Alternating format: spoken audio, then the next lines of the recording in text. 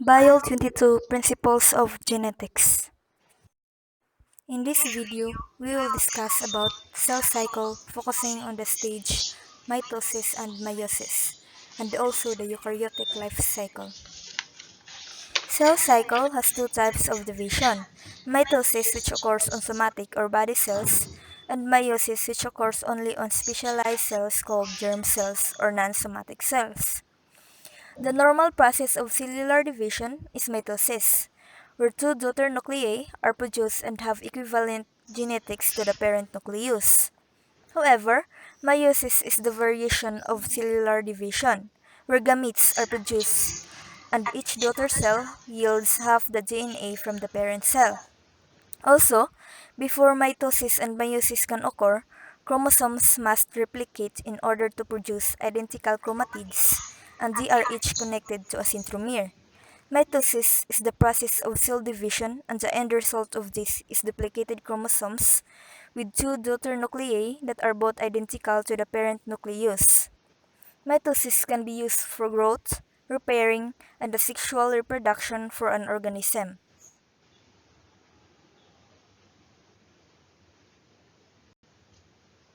Mitosis is composed of four stages plus cytokinesis, and they are interphase, metaphase, anaphase, and telophase. In prophase stage, the chromatin starts to condense, forming the individual duplicated chromosome. The nuclear envelope of membrane starts to disappear or disintegrate as the mitotic spindle of microtubules develop from the centrosome. In metaphase stage, the microtubules extending from the opposite centrosome attach to the kinetochore of each sister, until all duplicated chromosomes align in the middle cell or the metaphase plate. In anaphase stage, the microtubule attached to the kinetochore of each sister chromatids contracts until the connection of the centromeres of the sister chromatids breaks. Thus, each sister chromatids are separated. In telophase stage, as each member of sister chromatids reaches the opposite poles, the spindle fiber disappear and the chromosome uncoil and untangle into chromatin. Then, the nuclear envelope starts to reform. In cytokinesis, the cytoplasm divides halfway along the length of the elongated mother cell. In plants, cytokinesis is initiated through cell plate formation or the fusion of Golgi-derived vesicle which contain new cell walls and cell membrane substances. In animal cells, cytokinesis is mediated through cleavage, contractile ring formation which is governed by two astral and central spindle microtubules. In many ways, meiosis is a lot like mitosis. The cells goes through similar stages and uses similar strategies to organize and separate chromosomes. In meiosis, however, the cell has a more complex task. It still needs to separate sister chromatids, the two halves of a duplicated chromosome, as in mitosis.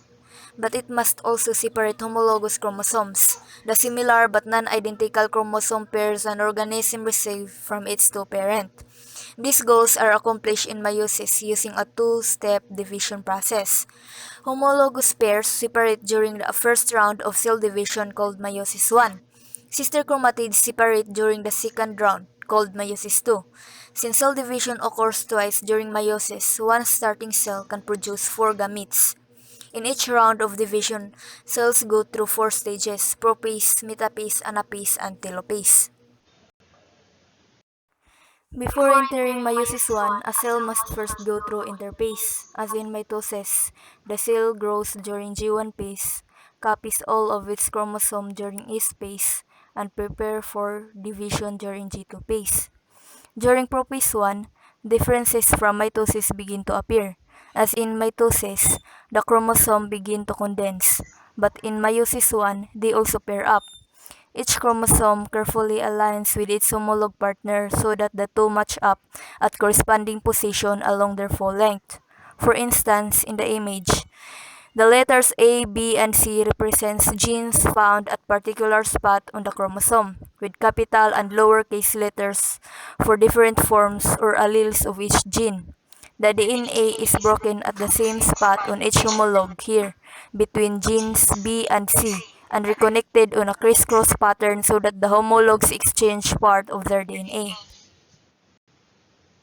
This process in which homologous chromosomes trade parts is called crossing over. It's helped along by a protein structure called synaptonymal complex that holds the homologous together. The chromosomes would actually be positioned one on top of the other throughout crossing over. They're only shown side by side in image so that it's easier to see the exchange of genetic material. You can see crossover under a microscope as chiasmata, cross-shaped structures where homologs are linked together. Chiasmata keep the homologs connected to each other after synaptonymal complex breaks down, so each homologous pair needs at least one. It's common for multiple crossover to take place for each homolog pair. The spots where crossing over happens are more or less random, leading to the formation of a new remixed chromosome with unique combinations of allele.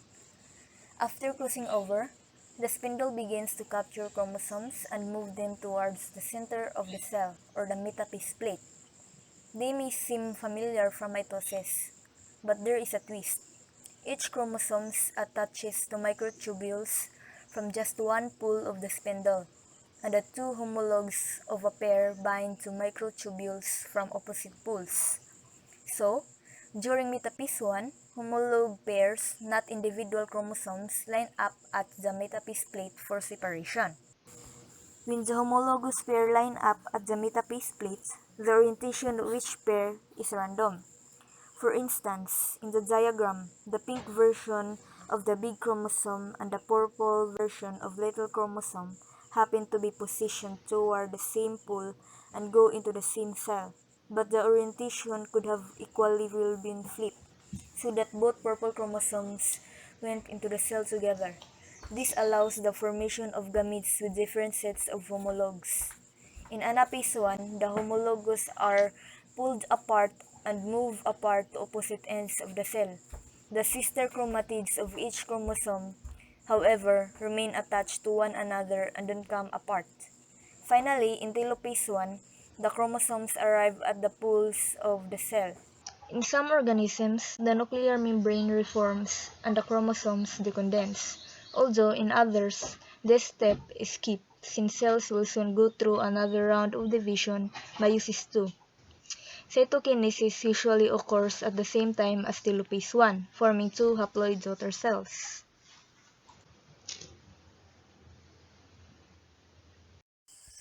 Cells move from meiosis 1 to meiosis 2 without copying their DNA. Meiosis 2 is a shorter and simpler process than meiosis 1, and you may find it helpful to think of meiosis 2 as mitosis for haploid cells. The cells that enter meiosis 2 are the ones made in meiosis 1. These cells are haploid, have just one chromosomes from each homolog pair, but their chromosomes still consist of two sister chromatids. In meiosis 2, the sister chromatids separate, making haploid cells with non-duplicated chromosomes. During prophase 2, chromosomes condense and the nuclear envelope breaks down if needed. The centrosomes move apart, the spindle forms between them, and the spindle microtubules begin to capture chromosomes. The two sister chromatids of each chromosomes are captured by microtubules by opposite spindle poles. In metaphase 2, the chromosomes line up individually along the metaphase plate. In anaphase 2, the sister chromatids separate and are pulled toward opposite poles of the cell. In telophase 2, nuclear membranes form around each set of chromosomes, and the chromosomes decondense. Cytokinesis splits the chromosome sets into new cells, forming the final product of meiosis. Four haploid cells in which each chromosome has just one chromatid. In humans, the products of meiosis are sperm or egg cell.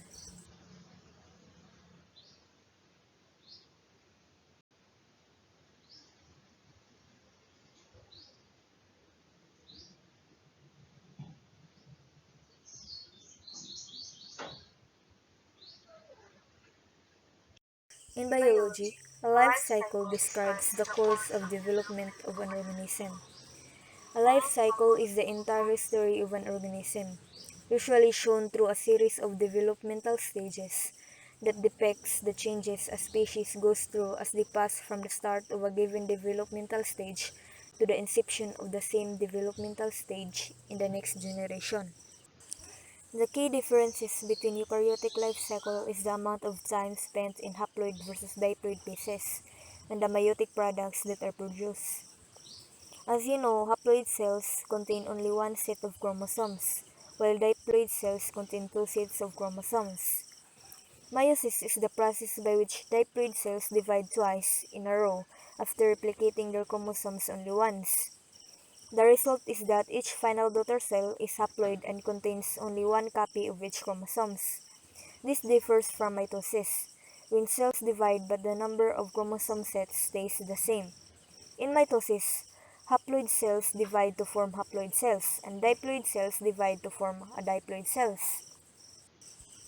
Diploid cells contain two copies of their genome. They typically provide genetic redundancy which can increase resistance to DNA damage. They also benefit from genetic exchange with other individuals, which can potentially provide more genetic diversity and thus offers a greater potential for survival in changing environment. They have slower growth because they have a longer cell cycle due to greater amount of DNA to be replicated with each cell division. Since haploid cells have only one copy of their genome, they are typically more vulnerable to genetic damage, able to grow faster since they don't have as much DNA to replicate with each cell cycle, and also able to combine with other haploid cells via fertilization. In addition to cell division, another key stage in each life cycle is fertilization or the fusion of two cells, which results in the formation of a diploid cells, the zygote. We will now review the three major types of eukaryotic life cycles in more detail. First is gametic life cycle. The gametic life cycle is the reproductive cycle found in animals and some protistans. The term gametic refers to the fact that gametes are a result of meiosis. During the gametic life cycle, our reproductive cells produce haploid gametes, six cells such as egg and sperm, that combine to produce a zygote. The zygote grows by cell division and cell elongation to produce a multicellular diploid individual. In the gametic life cycle, the gametes are the only haploid stage found in life cycle. The gametes, egg, and sperm are the only haploid cells produced.